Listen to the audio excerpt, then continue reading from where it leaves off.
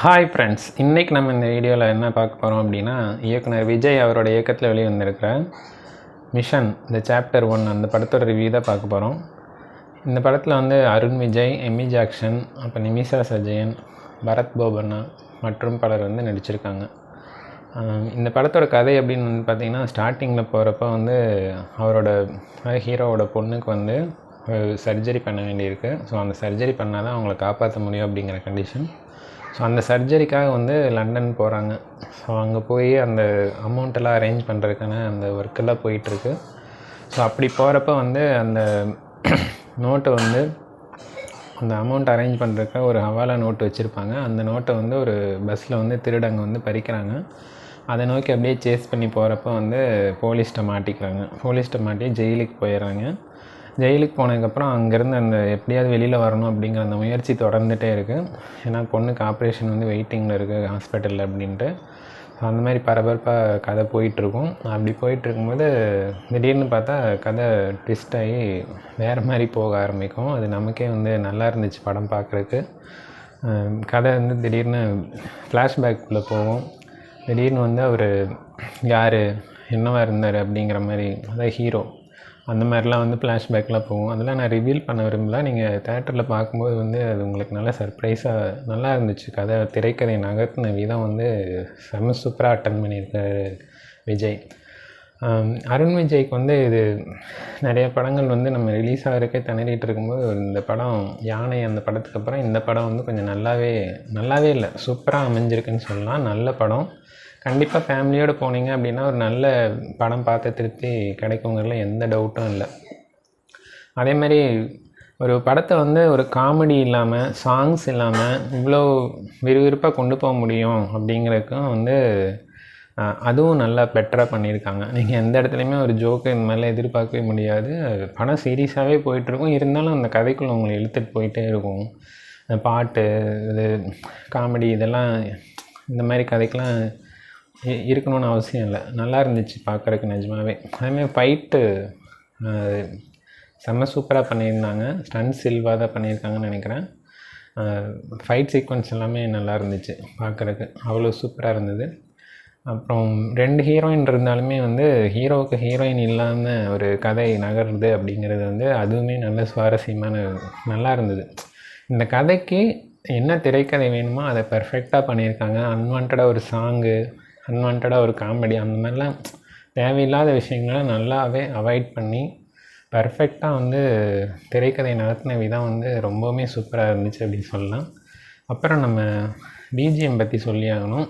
GV Prakash, நம்ம அவரை பற்றி பேசணும் அப்படின்னா வந்து அவர் நடிக்கிற படங்களுக்கு மட்டும்தான் அவர் கொஞ்சம் மொக்கையாக மியூசிக் போடுவார். பட் கமிட்மெண்ட் கொடுக்குற மூவி அப்படின்னு எடுத்துட்டோன்னா அது செம்ம சூப்பராக பண்ணிடுறாங்க உண்மையாலுமே. சில டைரக்டர்ஸ்க்கெலாம் வந்து ஜேவியோட மியூசிக் வந்து அந்த பாண்டிங் அதுதான் இருந்து அவங்க 2 பேர் பண்ணால் தான் நல்லாயிருக்கும். அந்த மாதிரி பாண்டிங்கை க்ரியேட் பண்ணி வச்சுருக்காங்க. நாட் ஒன்லி ஜிவி, எல்லா மியூசிக் டைரக்டரும் அந்த மாதிரி தான். ஒரு டேரக்டர் செட் ஆகிட்டாங்கன்னா அவங்களுக்கு திரும்ப மியூசிக் வரும்போது வந்து அந்த அவுட்புட் வந்து அவ்வளோ ஒரு நல்லாயிருக்கும். இந்த படத்துக்கும் வந்து அவுட்புட் வந்து அவ்வளோ ஒரு சூப்பராக இருந்துச்சு அப்படின்னு சொல்லலாம். அவரோட மியூசிக் வந்து படத்துக்கு வந்து ரொம்ப பக்கபலமாக இருந்துச்சு அப்படிங்கிறது வந்து மாற்றுக்கிறதே கிடையாது. பட் இதுக்கு முன்னாடி நம்ம பார்த்த அந்த சர்தார், அப்புறம் ஜப்பானா, அதிலலாம் ஜிவி தான் மியூசிக் பண்ணியிருந்தார். அது ஏன்டா பண்ணியிருந்தார் அப்படிங்கிற மாதிரி இருக்கும். பட் இந்த படம் வந்து அந்த கமிட்டட் டைரக்டர்ஸ் கூட பண்ணும்போது வந்து ரொம்ப சூப்பராக அவுட்புட் வந்து நல்லா பண்ணிடுறாங்க. ஓவராலாக நீங்கள் இந்த படம் போய் பார்க்கலாமா அப்படின்னா வந்து இந்த பொங்கல் ஹாலிடேஸில் கண்டிப்பாக அவங்களோட என்டர்டெயின் பண்ணும் அப்படிங்கிறதுல எந்த டவுட்டுமே இல்லை. அருண் விஜய்க்கு அவங்க கேரியரில் வந்து இது ஒரு நல்ல படமாக இருங்கு அப்படிங்கிறதுல எந்த டவுட்டும் கிடையாது. உங்களுக்கு டைம் கிடைக்கும்போது நீங்கள் தேட்டரில் போய் பார்த்து என்ஜாய் பண்ணுங்கள். ரொம்ப நல்ல படம் பார்த்தோம் அப்படிங்கிற ஒரு திருப்தி வந்து கிடைக்கும். நிமிஷா சஜயன் வந்து இப்போ ரீசெண்ட் டைம்ஸில் வந்து பார்த்திங்கன்னா நிறைய படங்கள் வந்து நல்ல ரோல் வந்து பண்ணிகிட்ருக்காங்க. ஸோ இதில் யாரோட கேரக்டருமே வந்து சோட போகிற அளவுக்கு சொல்ல முடியாது. அதுலேயும் அந்த ஜெயிலில் இருக்கும்போது வந்து அந்த ஹிந்தி நண்பர் வந்து ஒருத்தர் இருப்பார், பையான்ட்டு, அவரோட எமோஷன் சீக்வன்ஸ் எல்லாமே வந்து நல்லா சூப்பராக ஒர்க் அவுட் ஆகிருந்தது அப்படின்னு சொல்லலாம். அப்புறம் பேபி சனாவா நடிச்சிருக்கிறவங்க, அவங்களோட ரோலுமே வந்து பர்ஃபெக்டாக சிங் பண்ணியிருக்காங்க. அதாவது இந்த குழந்தைக்கு ஆபத்து வரும்போது வந்து எப்படி அவளை கொண்டுற மாட்டாங்களான்னு கேட்கும்போது தாத்தா பாட்டி கதை சொல்லி வளர்க்கல, போலீஸ் கதை சொல்லி தான் வளர்த்திருக்கேன் அப்படின்னு சொல்லி அந்த அதுக்கப்புறம் வர சீக்வன்ஸ்லாம் பார்க்குறக்கு அவ்வளோ ஒரு இன்ட்ரெஸ்டிங்காக இருக்கும். டில் இந்த கிளைமேக்ஸ் அந்த குழந்தையோட ஆக்ஷனும் வந்து அவ்வளோ பாராட்டும்படியாக அமைஞ்சிருந்தது அப்படின்னு சொல்லலாம். மொத்தத்தில் நீங்கள் இந்த படம் போய் பாருங்கள், கண்டிப்பாக நீங்கள் என்ஜாய் பண்ணுவீங்க இந்த பொங்கல் ஹாலிடேஸ்க்கு. நம்ம கேள்விப்பட்ட வரைக்கும் வந்த எல்லா படமுமே வந்து என்டர்டெயின் பண்ணுற அளவுக்கு நல்லாயிருக்கு அப்படின்னு தான் சொல்லியிருந்தோம். ஆல்ரெடி நம்ம அயலான் பார்த்து ரிவ்யூ போட்டிருந்தோம். உங்களுக்கு டைம் இருக்கும்போது அதையும் பாருங்கள். இந்த கமெண்ட்டில் வந்து லிங்க் நான் கொடுக்குறேன். இந்த படமும் மிஸ் பண்ணாமல் நீங்கள் போய் தேட்டரில் பார்த்து என்ஜாய் பண்ணுங்கள். தேங்க்யூ. மீண்டும் இதே மாதிரி ஒரு திரையரங்கில் சந்திக்கலாம். இந்த படத்தோட கதை ட்விஸ்ட் ஆச்சுன்னு சொன்னோம்ல, ஆனால் கதை எதை நோக்கி போகுது அப்படிங்கிறத நம்ம சொல்லணும் இல்லையா?